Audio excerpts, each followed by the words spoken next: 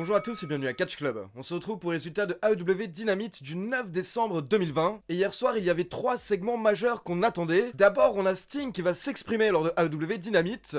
Ensuite, on aura le droit à une apparition de Shaquille O'Neal. Et pour finir, on aura également le droit à un speech du nouveau champion AEW, Kenny Omega. Pour info, cette vidéo est la première que je tourne avec la nouvelle caméra Catch Club. C'est pour ça que la vidéo sortira peut-être un peu plus tard que d'habitude, car j'ai eu pas mal de réglages à faire cet après-midi, et on espère que tout va bien se passer. Donc c'est parti, on passe aux résultats de AEW Dynamite, et le show démarre avec un match par équipe, avec les champions les Young Bucks, contre Jack Evans et Angelico. Ce n'était pas un match pour le titre, par contre si Angelico et Evans remportent le match, derrière ils auront une opportunité pour les titres par équipe prochainement. Avant le match, on a le droit à une petite promo préenregistrée des Young Bucks, et petit détail très intéressant, ils disent qu'ils n'ont aucune nouvelle de Kenny Omega depuis une semaine. Derrière, on a eu le droit à un bon match d'environ 12 minutes, et ce sont bien les Young Bucks qui ont remporté le match avec le BT Trigger. Et attention, après le match, on avait la nouvelle équipe, The Acclaimed, qui ont essayé d'attaquer les Young Bucks, mais SCU sont venus sauver Matt et Nick Jackson. Ensuite, on a le droit à une petite promo de MJF avec Wardlow,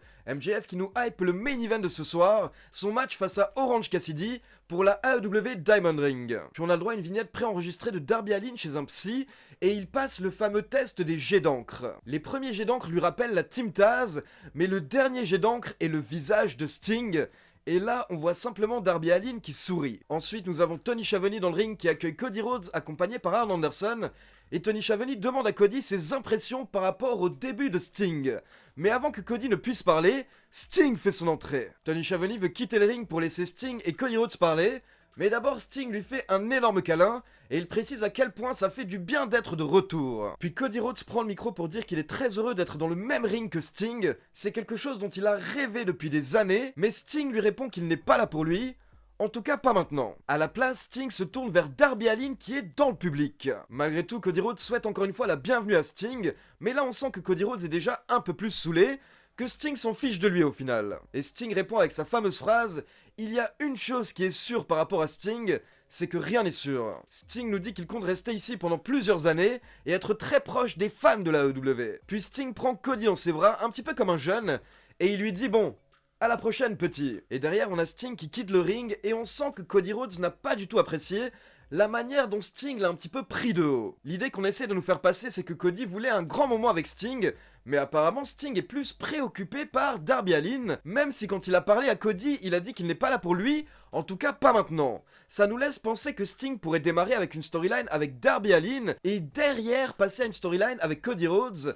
Et pour info, il faut savoir que d'après les médias américains, au final, on pourrait voir Sting catcher à la AEW, mais la fédération fera tout pour qu'il ne prenne pas de bump et pour essayer d'utiliser différentes stipulations afin de protéger Sting. Ensuite, pour info, on a le droit à une promo de Taz avec sa team. Donc on a Powerhouse Hobbs, Ricky Starks, Brian Cage et le fils de Taz, Hook. Taz s'en est principalement pris à Cody Rhodes, Darby Allin et Tony Khan. On enchaîne ensuite avec les FTR, Dax Harwood et Cash Wheeler, accompagnés par Tony Blanchard, contre les Varsity Blondes, Brian Pillman Jr. et Griff Garrison. Garrison et Pillman ont réussi à tenir près d'une dizaine de minutes, mais au final, les FTR ont remporté le match avec le Shatter Machine. Et après le match, on peut voir les FTR qui s'engueulent avec les Jurassic Express, qui sont au niveau du public. Ensuite, on a le droit à une petite interview de Hangman Page par Alex Marvez. Alex Marvez nous prévient que la semaine prochaine, Hangman Page doit affronter Matt Hardy et les Private Party dans un match 3 contre 3, mais le problème c'est que Hangman Page n'a pas de coéquipier pour le moment. Mais là nous avons John Silver et Alex Reynolds du Dark Order qui interviennent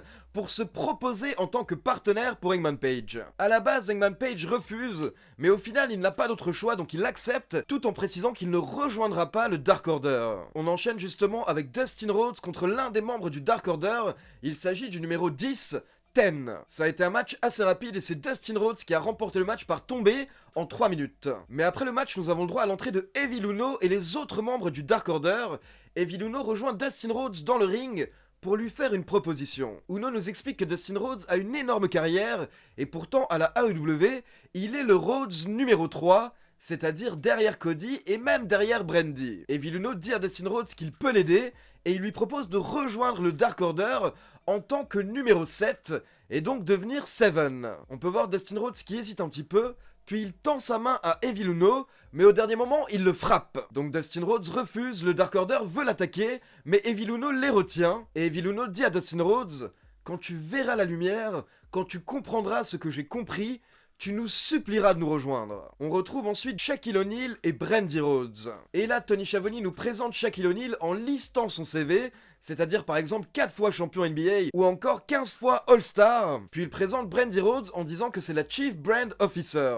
Et Brandy Rhodes le prend mal en disant que Tony Schiavone a sorti toute une liste de compliments pour Shaquille O'Neal, mais rien pour elle. Donc c'est bête, mais à cause de cette remarque, Brandy Rhodes est directement passée pour la méchante, pour la heel, alors que logiquement dans cette rivalité, et surtout face à Jade Cargill, je pensais qu'elle était censée être la gentille. Mais là, elle avait plutôt l'image de quelqu'un qui a un ego surdimensionné, parce qu'elle pense qu'elle est au même niveau que Shaquille O'Neal, quoi. Donc derrière, Shaquille O'Neal nous dit qu'il est proche de Jade Cargill, c'est une amie depuis longtemps, mais il n'a pas apprécié ce qu'elle a fait au bras de Brandy Rhodes. Tony Schiavone demande si tout ça pourrait se régler lors de Dynamite, et Shaq dit que oui, il a envie de voir ça, et il explique également que quand il lance des petits pics à Cody Rhodes, eh bien en général, il s'amuse, ce n'est rien de méchant. Shaquille O'Neal nous dit qu'il aime Cody, il aime son frère, il aime son père, et il sera présent à Dynamite prochainement pour voir Brandy Rhodes contre Jade Cargill. Donc Brandy Rhodes serre la main de Shaq et de Tony Schiavone, puis elle s'en va, mais là Shaquille O'Neal lui donne un petit conseil. Il dit que tant qu'elle est blessée, elle devrait en profiter pour justement demander des conseils à Jade Cargill afin de s'améliorer. Et Brandy Rhodes n'a pas du tout aimé cette remarque, donc elle a pété un câble, elle a pris un verre et elle l'a jeté au visage de Shaquille O'Neal. On retrouve ensuite tous les membres de The Inner Circle, donc les anciens et les nouveaux, dans le ring, sauf Santana. Pour info, Santana qui est absent depuis quelques semaines, apparemment pour des raisons personnelles. Hier soir, on avait le droit à une réunion entre les membres de The Inner Circle, car Jericho nous avait dit que soit ils arrangent tout hier soir, soit c'est la fin du clan. À la base, Sammy Guevara n'était pas content du tout, et d'ailleurs MJF a essayé encore une fois de faire passer Sammy Guevara pour le méchant, en disant que la semaine dernière, Sammy Guevara allait jeter l'éponge pour Chris Jericho.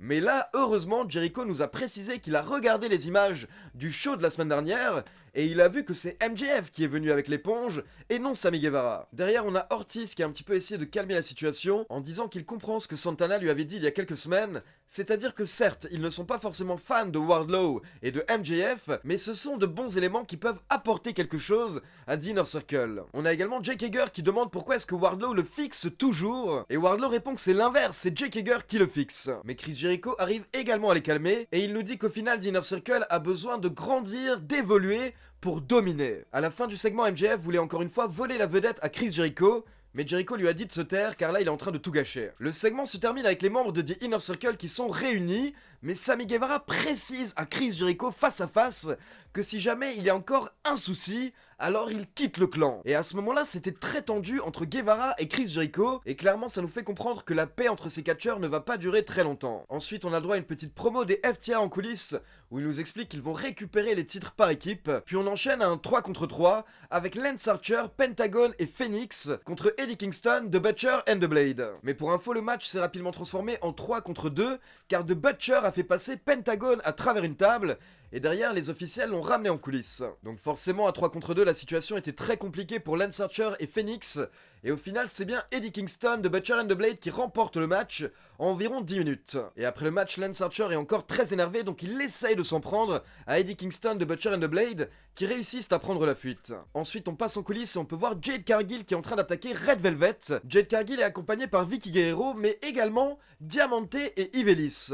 Donc les commentateurs nous précisent que Jade Cargill a déjà réussi à se faire un bel entourage à la AEW. Ensuite, on a eu le droit à un squash match avec Abaddon qui a battu la catcheuse Tesha Price en environ 1 minute 30. Et après le match, Abaddon continue d'attaquer son adversaire jusqu'à ce que la championne Hikaru Shida intervienne. Et à la base, elle donne encore l'impression d'avoir un petit peu peur d'Abaddon, mais au final, elle rentre dans le ring et elle frappe Abaddon avec le kendo stick afin de sauver Tisha Price. Nous avons le droit ensuite à l'arrivée de Kenny Omega et Don Callis, qui pour info sont arrivés en hélicoptère hier soir à Dynamite. Donc Kenny Omega qui est en train d'exagérer de plus en plus semaine après semaine.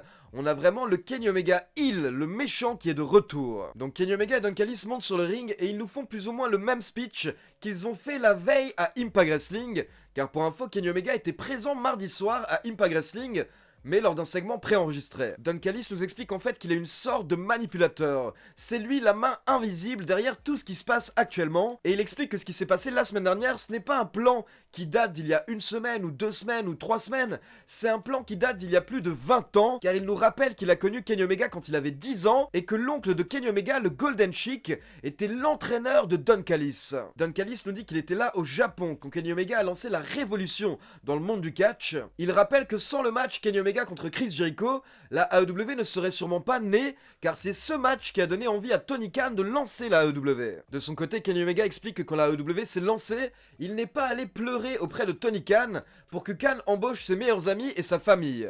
À la place, il a attendu patiemment pendant 1 an et ils ont préparé leur plan ensemble jusqu'à ce que Don Callis soit invité à la AEW. Kenny Omega termine en disant que si vous pensez que la semaine dernière vous avez eu une grosse surprise, eh bien attendez de voir ce qui arrive. Et là, Kenny Omega allait apparemment nous annoncer quelque chose.